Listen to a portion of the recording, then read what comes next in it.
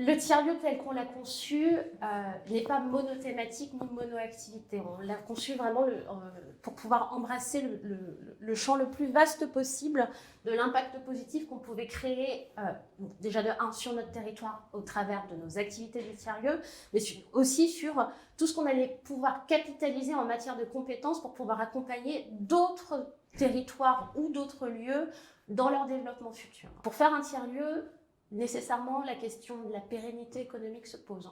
Donc, vous allez avoir vraiment 3 grosses catégories d'activités chez nous. Donc, on va dire, notre premier réacteur économique qui lui a 2 ramifications. La première, ce sont donc les séjours inspirants, où on accueille des grands groupes, des TPE, des PME, des startups, des ONG, etc.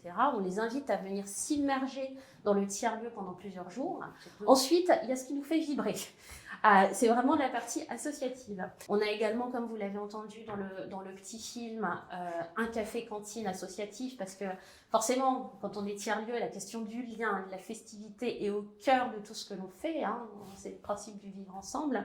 Et on a une université citoyenne des transitions qui est peu ou prou une programmation culturelle, événementielle, de sensibilisation aux grandes questions de transition. Donc, enfin, on a un 3e socle d'activité qui est vraiment notre socle de redynamisation économique du territoire, donc notre socle de création d'emplois, où là, vous allez retrouver 2 points clés. Donc, un programme de compagnonnage d'entrepreneurs.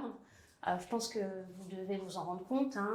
Entreprendre en milieu rural, c'est extrêmement compliqué. C'est beaucoup plus compliqué qu'entreprendre en ville.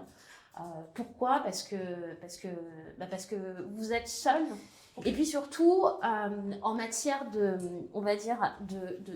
conseils de pair à pair, lorsqu'on essaye de développer une idée, de se lancer, on a besoin de réciprocité, on a besoin de comprendre, d'avoir en face de nous des gens qui ont vécu la même chose que nous et qui sont en mesure de pouvoir nous aiguiller, nous conseiller, pourquoi pas nous accompagner.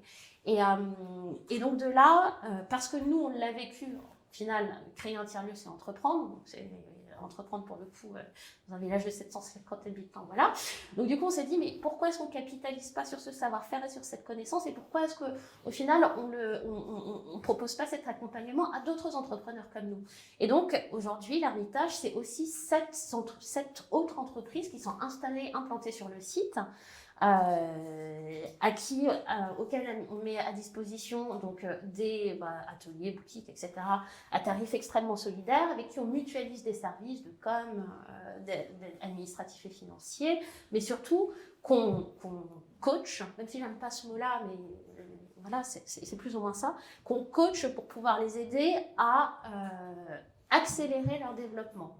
Et on a aussi cette chance, en tout cas c'est ce qu'on essaye de mettre en place, qui est de créer des offres combinées entre ces différents entrepreneurs, ces différents acteurs.